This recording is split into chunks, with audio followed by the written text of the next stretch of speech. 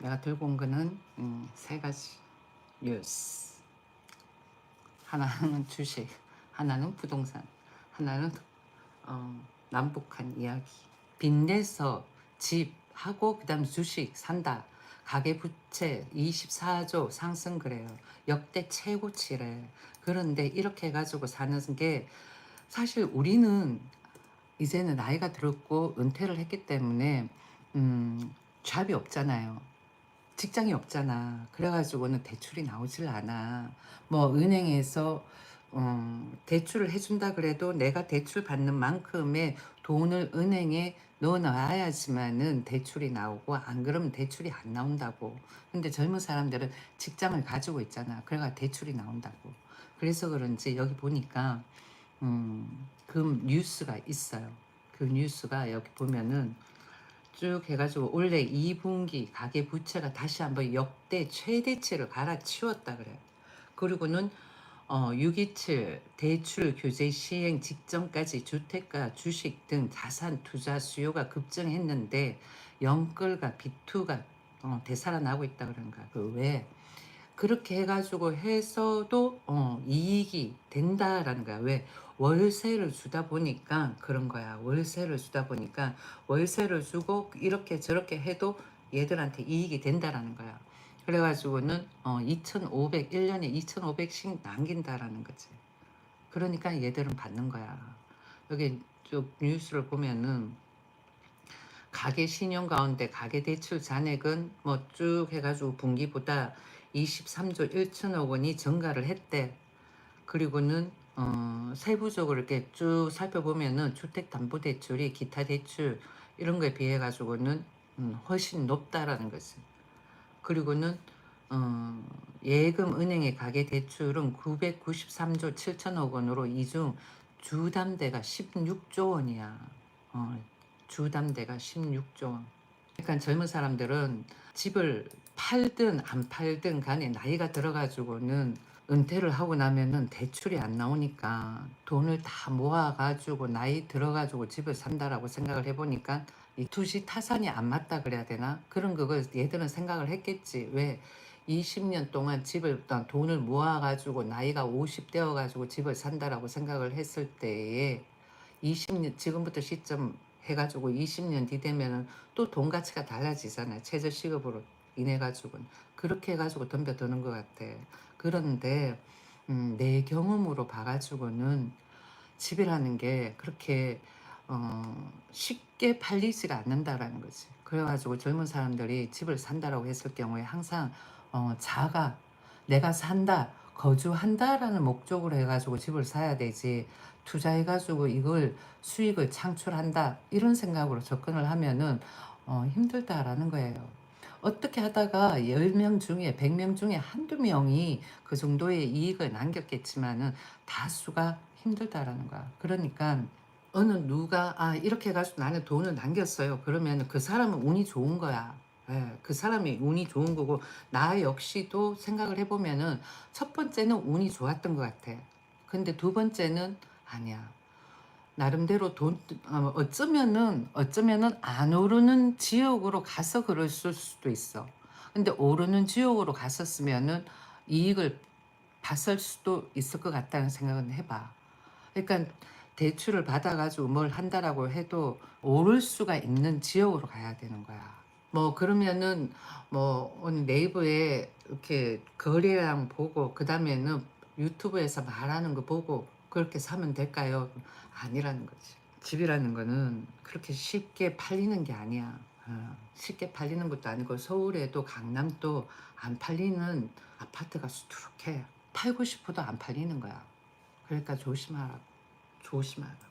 그러니까 집은 항상 나는 거주다. 거주가 주 목적이다. 그 목적을 하에서 내가 만약에 1억을 대출을 받았다, 2억을 대출을 받았다 그랬을 때 원금하고 이자하고 해가지고는 다 갚을 수 있는 범위 선상에 그 정도만 해서 받아야 되지 더는 아니다라는 거예요. 그걸 말해주고 싶은 거야. 그러니까 어떤 사람이 영끌 그러지 그 사람이 난 내가 봐가지고는 죽이는 것 같아. 그러니까 남이 했다고 해가지고는 어떤 사람이 영끌해가지고는 집을 사는가 보다 해가지고는 그렇게 본인 또 한다라고 하지 말라고. 대한민국 사람들 전부 다 영끌해가 집을 산 사람은 거의 없어. 그냥 본인이 생각을 했을 때, 아, 20년 뒤에 사는 것보다 돈을 모아가지고 20년 뒤에 사는 것보다는 낫겠다 싶어가지고는 일찍 사가지고 있는 거지. 아시겠어요? 부동산 이야기는 끝났고, 그 다음에 주식은 여기 보니까 현대건설하고 하나오션이야 해가지고는 K해상풍력 원팀 결성했다 그러네요. 핵심 공급망은 국산화로 나선다 그래요. 그러니까 이제는 하나하고 현대건설이 손을 잡나 봐요. 그러니까 천연 에너지도 괜찮고 그 다음에 원전도 괜찮고 둘 다 한쪽으로 치우쳐지는 것보다는 원전으로 가다가 그 다음번에는 어느 시점 가가지고는 천연 에너지로 이렇게 완전 탈바꿈 할 수도 있는 거니까 지금은 뭐 원전으로 계속 가면 되는 거고 완전 원전을 폐기하지는 않는다라는 걸 나는 이야기하고 싶은 거야. 그러니까 과거에 뭐야 우파 쪽에서도 막 뭐 더불어민주당에서 완전을 다 폐기한다 어쩌고저쩌고 그렇게 이야기를 하더라고. 그래서 나는 그런가 보다 생각을 했었지. 왜 그렇게 할까라고 생각을 했는데 그게 아니야. 원전 1호기하고 2호기나 오래된 것들은 그냥 하나하나씩 이렇게 좀 폐기를 시키고 새로운 원전이 또 있으니까 그런 부분에 있어가지고 대체되는 거는 천연 에너지로 또 대처를 한다라는 거 아닐까요? 그래가지고는 하나오션하고 현대건설하고 손을 잡은 거야. 여기 쭉 읽어보면은 어떤 내용이냐. 하나오션하고 현대건설이 국내 해상 풍력 사업을 위해 가지고 손잡기로 했다 그래요. 그리고는 양사가 협력해가지고는 국내 해상 풍력 시장에 진출하고 있는 중국 기업들에 대응하겠다는 공동 목표를 세웠다 그래요.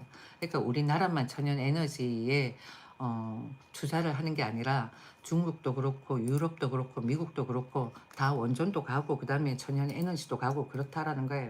자, 그 다음번에 또 쭉 보면은 또 한번 내가 쭉 읽어볼게요. 하나오션과 현대건설을 19일 국내 해상풍력 사업 협력을 위한 업무 협약을 체결했다 그래요. MOU를 통해 양사는 신안 우위 해상풍력 사업에서 국내 해상풍력 EPC 그래 설계, 조달, 시공, 파트너십을 구축하기로 했다 그래. 이것만 해도 뭐 이제 예전에는 다 보면은 대기업들이 따로따로 놀았잖아. 이제는 윈윈 한다라는 거지. 이것만 봐도 괜찮다라는 거예요. 이제는 북한 소식이야. 뭐냐면은 나는 이거는 새로운 뉴스야. 한국하고 시리아 수교 70년 외교 경쟁의 끝 이래. 근데 이게 무슨 내용이냐면은 한번 들어봐요. 1948년에 남북한의 분단 이후 남한도 그리고는 북한도 자신들이 한반도에서 유일한 합법적 정권이라고 선언을 했다라는 거야. 한반도에서 유일한 합법적 정권이라고 선언을 했다라는 거지. 남한도 그렇고 북한도 그렇고. 그런데 그것뿐만 아니라 1960년대 말까지는 다른 나라 사람들은 남북한과 동시에 수교를 맺지를 못했다는 거야. 동시에. 그런데 이제는 뭐 그게 아니다라는 거야. 여기 보면은 1960년대 말까지 다른 나라 사람들은 남북한과 동시에 수교하지 못했습니다. 바꾸어 말해서 서울과 수교한 나라는 평양과 외교 관계를 수립할 수 없었고 평양과 수교한 나라는 서울과 외교 관계를 수립할 수 없었습니다. 그래요. 그리고는 1970년대 초 들어와 상황이 조금 바뀌어 가지고는 남북한과 동시에 수교할 수 있게 됐고 그럼에도 불구하고 1990년도 초까지는 서울하고 평양은 가능한 한 많은 국가와 수교를 하기 위해 매우 심한 경쟁을 벌였다라는 거야. 그리고는 90년대 들어와 가지고는 남한이 먼저 성공을 한 거지. 많은 나라하고 수교를 했다라는 거예요. 그리고는 사회주의 진영이 흔들리기 시작하자 사회주의 나라들은 거의 모두 다 남한과 수교하기로 결정을 했고 기본 이유는 그게 경제였다라는 거야. 국방 이런 그게 아니라 군사력 그런 게 아니라 경제에 있어가지고 남한이 월등하다 보니까 우리하고 수교를 했다라는 거지. 북한을 배제를 하고. 그리고는 또 쭉 읽어보면은 남한은 북한보다 경제력이 수십 배 컸기 때문에 경제협력 대상으로 매력이 컸다라고 적혀 있어요. 그리고는 지난 20년 동안 여전히 남한과 수교하지 않고 북한만 수교 관계를 맺은 국가들이 몇 개 남아 있는데 그런데 이제 그 국가들하고 우리가 수교를 한 거야. 여기 보면은 쿠바 그리고 시리아, 쿠바하고 이번에 수교를 했잖아요. 근데 외교를 맺은 거야. 그 다음번에 시리아하고도 마찬가지로. 쭉 또 읽어보면은 작년 말 쿠바하고 대한민국하고 수교를 했고 기본 이유는 경제 협력이다라는 거지. 쿠바는 수교 이전부터 북한과는 무역이 거의 없었지만 남한과 매우 유익한 경제 교류를 많이 했다. 시리아는 조금 다른 상황이었습니다. 북한처럼 세습 독재 국가였던 시리아를 통치한 아사드 가문은 무려 54년 동안 잔혹한 독재를 이어갔고 북한에서 군사 지원을 받을 정도로 가까운 사이였습니다. 북한은 시리아로 공군 부대를 보낸 적도 있습니다. 쭉 또 읽어보면요. 1967년과 1973년에 시리아가 제3차 중동 전쟁에 참전하고 이스라엘과 싸웠을 때 북한은 시리아로 전투기 조종사를 파병한 적이 있습니다. 심지어 북한은 핵 개발을 꿈꾸었던 시리아로 핵 기술까지 넘겼습니다. 북한의 기술 지원으로 만들어진 핵무기 연구소는 2007년에 이스라엘 공군의 폭격으로 인해 파괴되었습니다. 이 때문에 시리아 정권은 결국 핵을 개발하지 못했습니다. 하지만 지난해 말에 시리아에서 혁명이 발생하고 아사드 일가의 정권은 붕괴가 됐습니다.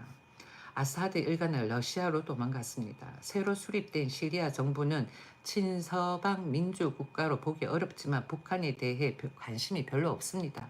그 때문에 그들은 매우 논리적 판단으로 남한과의 수교를 결정했습니다. 과거에는 시리아가 북한하고 외교를 맺었는데 여기 아사드 일가가 무너진 거야. 붕괴가 된 거지. 그러므로 해가지고는 우리가 시리아하고도 수교를 맺었다라는 거예요. 쿠바하고 수교를 맺었다 그러길래 했는데 일단은 뭐 여러 나라하고 수교를 맺는다라는 건 좋은 거니까. 특히 또 아사드 같은 경우, 아사드의 시리아 같은 경우에는 과거에 우리하고 수교를 안 맺었는데 지금 또 수교를 맺는 거고, 꼭 자유민주주의 이념을 외치는 나라하고만 수교를 맺어야 하는 이유는 없으니까 경제적인 협력이잖아요. 그래 아무튼 그렇다라는 소식이랍니다. 여기 보면은 이렇게 시리아하고 외교를 맺었다라는 뉴스예요. 쿠바하고 수교 맺었다라는 건 다 알잖아요. 근데 시리아하고도 맺었다라는 거야. 아사드 일가가 붕괴가 된 거지. 저희가 아까 전에 몇 년 독재라 그랬지. 그러면은 김씨 일가 독재도 붕괴가 될 수가 있다라는 거야. 기대를 한번 해봅시다. 자, 이제 마무리 종료할게요. 시청 감사합니다. 푹 주무셔요. 바이바이.